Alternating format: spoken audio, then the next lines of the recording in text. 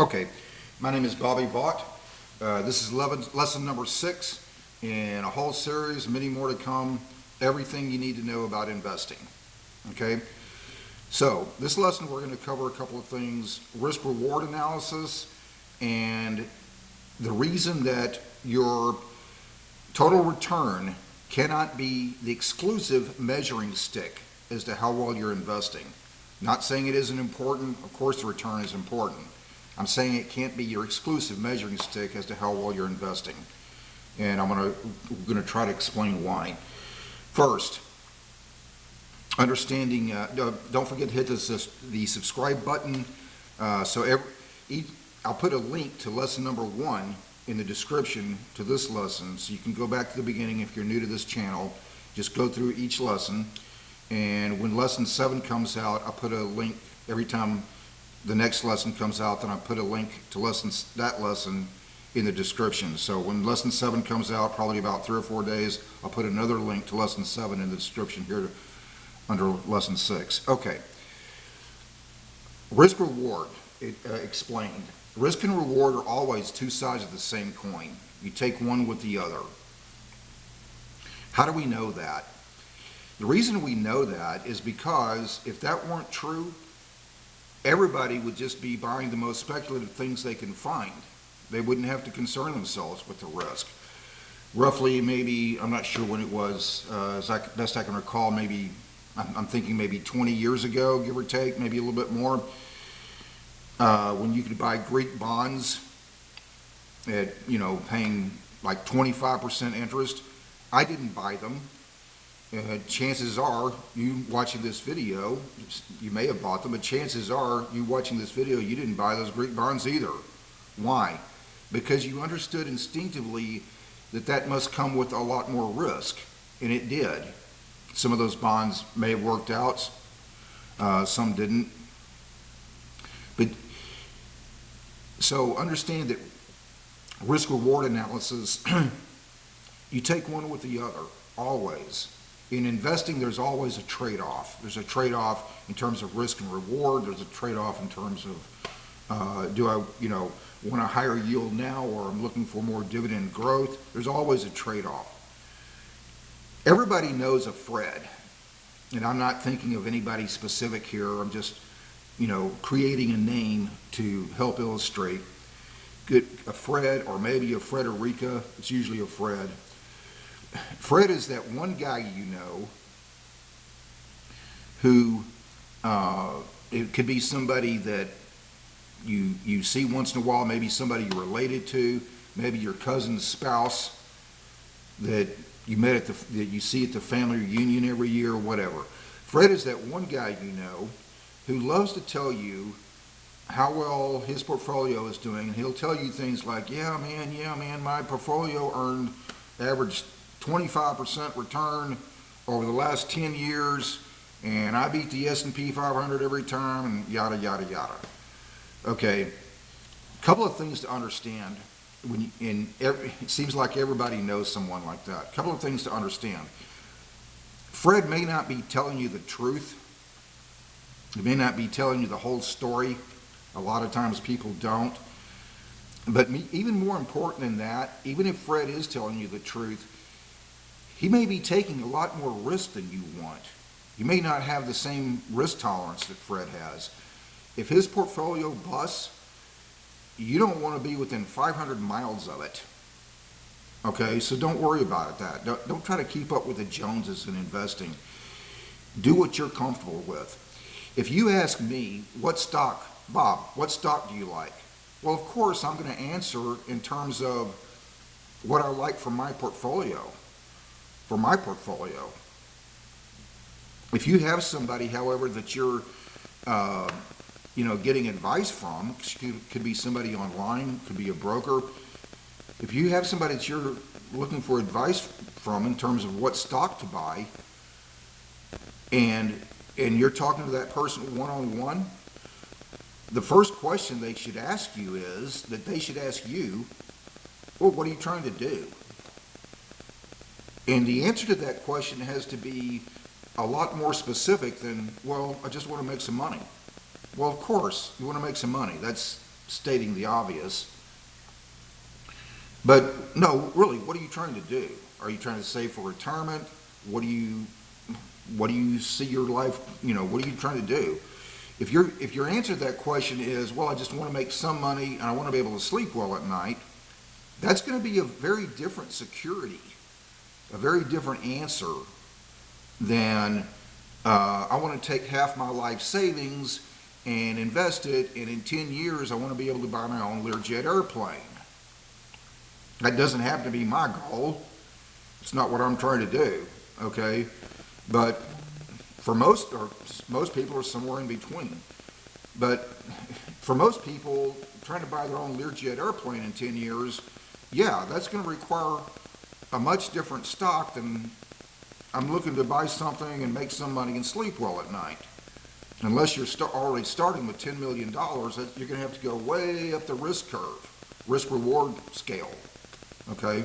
And risk-reward are two sides of the same coin. You take one with the other. So, just understand that. You have to hit your benchmark. Oh, so somebody asked, you're going way up the risk-reward scale, and somebody may ask, okay, well, you're saying then that higher risk, I may just lose it completely? I may just lose what I invested? Yeah, that's right. That's why they call it risk. Okay, so you have to hit your benchmark. And since you can't control where the markets are going in a year, in any time frame, for that matter, then you have to set goals in terms of things you can control, and that means hitting your benchmark in terms of what risk tolerance you are comfortable with. I was watching the financial news. I remember this from, I don't remember exactly when this was. It was roughly maybe 10 years ago, give or take. Josh Brown on CNBC. A lot of you know who he is. If you watch CNBC, you know exactly who I'm talking about. Very sharp guy. Josh Brown, in my estimation, this is my opinion, may not be yours, but Josh Brown, one of the best people on the financial news. He really knows his stuff. So this is roughly about 10 years ago. He was talking about stocks, and he said, well, I like Hormel. Hormel, ticker symbol HRL. You know who Hormel is. They're the food processing. It's a consumer staples, right? Food processing. You've seen their name in the grocery store many times, thousands of times. Every time you go to the grocery store, you see that name, Hormel. So Josh Brown was talking about how he liked Hormel. Somebody who's maybe not really analyzing correctly may hear that and say, Hormel? Well, I can't put $10,000 into Hormel and make it turn into, $100,000 in 5 years. Maybe not even 10, okay? But that would completely miss the point. Josh Brown is a sharp guy. He wasn't trying to offer something where you invest $10,000 and it turns into $100,000 in 5 years. That wasn't his point about buying Hormel. He was a good consumer staples stock in his estimation. It's why he liked it. So we're starting to understand why your total return cannot be the exclusive measuring stick as to how well you're investing. Not saying it isn't important. I'm saying you can't just look at that exclusively and use that to measure how well you're investing. It's also the reason I don't place a lot of faith in those investing games. Investopedia used to have one. I don't know if they're still doing it or not, but Investopedia used to have this game people play. 10,000 people enter the game, and they just use play money. They use play money to make investments, and let's see who can come in first place. I don't place much faith in those games. I'll try to explain why. So what happens is, when people are just using play money, it's a game. Everybody's trying to come in first place. So you end up with 10,000 people just investing in the most speculative things they can find, but they may not all be the same thing. It could still vary from one person to the next. You're not going to win that game. You're not going to come in first place in that game. I'm not either. Here's why. Because what ends up happening is, well, of course, out of 10,000 people, somebody's just going to happen to pick the right, most speculative thing. And that person gets first place. It's just out of sheer luck. Out of 10,000 people, somebody's going to happen to pick the right one. The right, most speculative thing is going to do well for them, and that person ends up winning the game.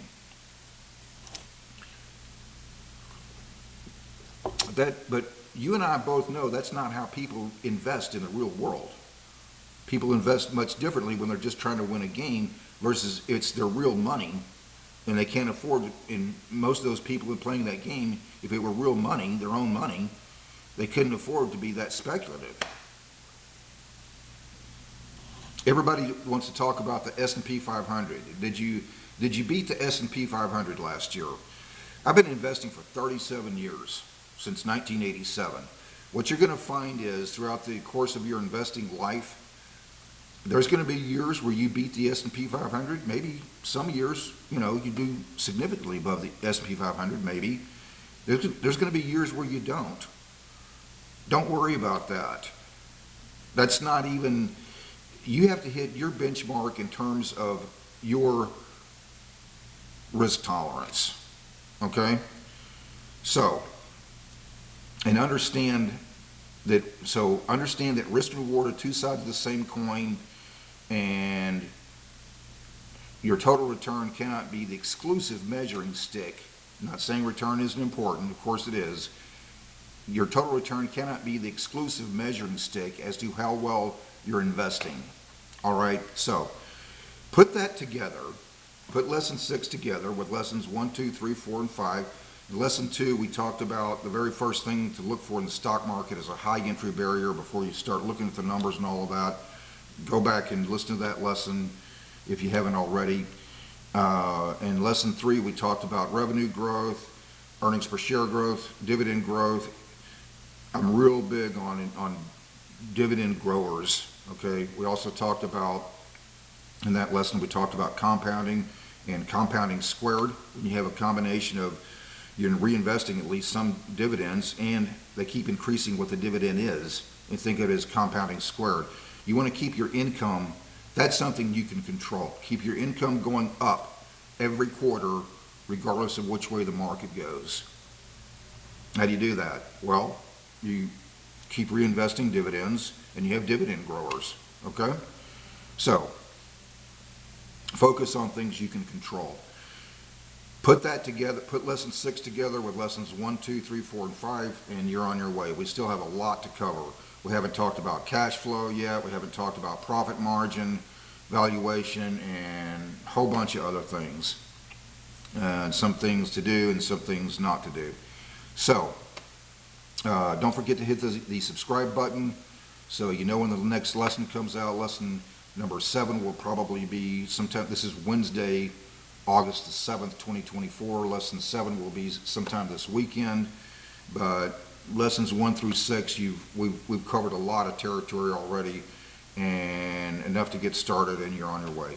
Okay, so this is Wednesday. Hope you're having a great week, and hope you have a great rest of your week. Hope life is treating you well, and see you next time.